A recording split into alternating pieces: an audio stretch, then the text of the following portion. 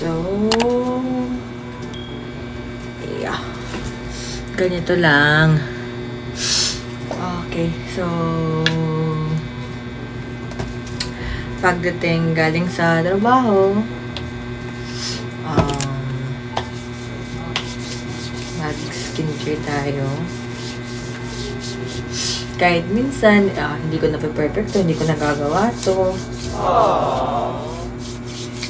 Dahil palagi tayong busy. Tapos pagdating talaga dito, sobrang pagod na ako pagdating dito sa bahay. Next time, next na vlog ko, i-share ko sa inyo kung ano yung ginagawa ko. So, yun. Saglit lang. Wait lang, guys. Wait. Open ko yung aircon. Kasi, open natin para mas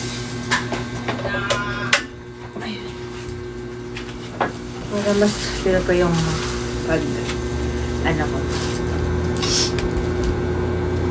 Ayun kasi na kasi po, ayun nangyayari.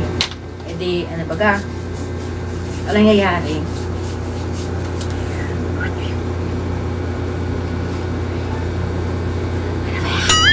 Yung nangyayari, malagkit masyado. So, yun na nga, share ko sa inyo. Nalagyan time ko para mag-care sa sarili ko gabi. Tapos minsan hindi ko pa nagagawa.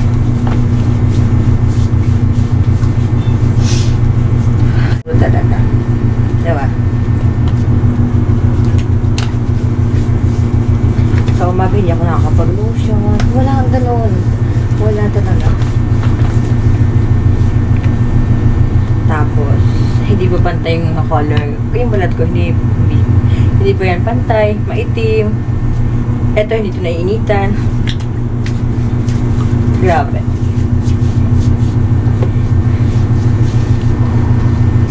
Tapos, mataba. Hiyang sa stress. Nga dahil nga sa stress,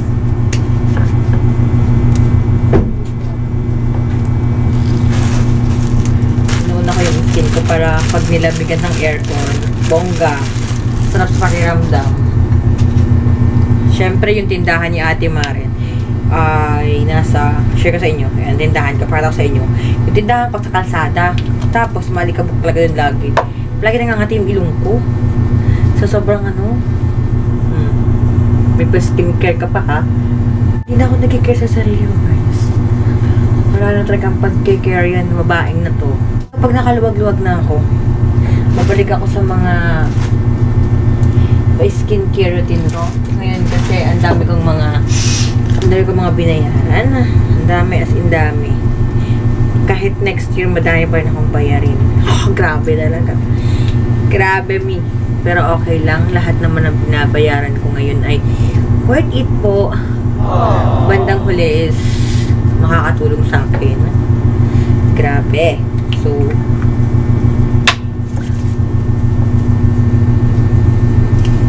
pang morning to, pero night na, ginamit ko pa. Kasi pwede naman siyang gamitin na ang nakalagay kasi basta, sabi doon. For best result, use twice daily. Ideally in the morning and before bedtime. Para na. Okay naman. Tapos, maya pa naman ako tulog ako. 2 AM kasi nag-check talaga ako sa store ko. 2 AM ako natutulog. Pero alam nyo ba, napaka-lucky ko kasi may share ako sa inyo dito na every night may nagbabantay ng store ko. Pero yun nga, na-appreciate ko siya palagi. As in, palagi ko siya na-appreciate sa nagbabantay ng store ko na natutulog ako minsan 3 AM, 2 AM, tapos ang hinihintay ko lang talaga siya. Pag nandyan na siya, tapos natutulog siya sa harap ng tindahan ko, doon na ako makakatulog. Kasi nga, dahil nga nauso dito sa lugar namin yung mga ganon, mga nakawan, ganon, may mga ganon. Sobra ako natakot, guys. As in, takot talaga ako. Kasi, alam mo naman. Diba? Sabi nga ng kapatid ko, ate, paano kapag ano, ganun? Sabi ko, siguro matutulala ako. Sabi ko, paano sa kanya, matutulala ako. Pero kaya naman ibalik, pero matutulala lang talaga ako. Ganun. Tulala lang. Pero wala akong sasabihin kasi, nasa isip mo na lang, nangyari, ganun. Pero, matutulala talaga ako. Wala na, sinishare ko lang naman yung, evening routine ko. As in, yung pagdating ko mismo, minsan kumakain ako dito sa bahay, tapos, yung ngayon naman. Tapos, magbibihis na ako. Ang gamit. Ayan.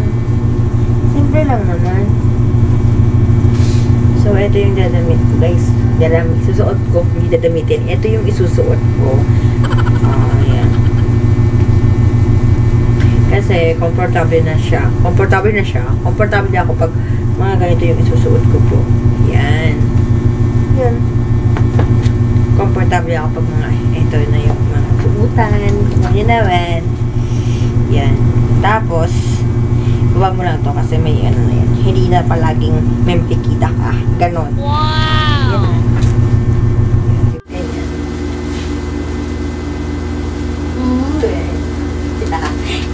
Charas. Na-miss ko talaga yung pag-vlog. Kaya ako nag-share ng life ko. So, eto yung mga night routine.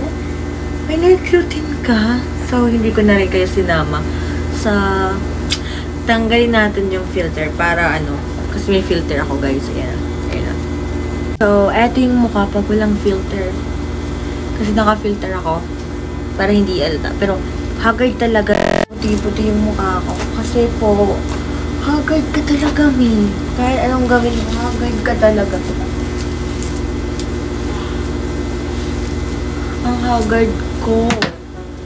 Kasi po, ang dami kong ginagawa. Ang gusto ko kasi, ang dami kong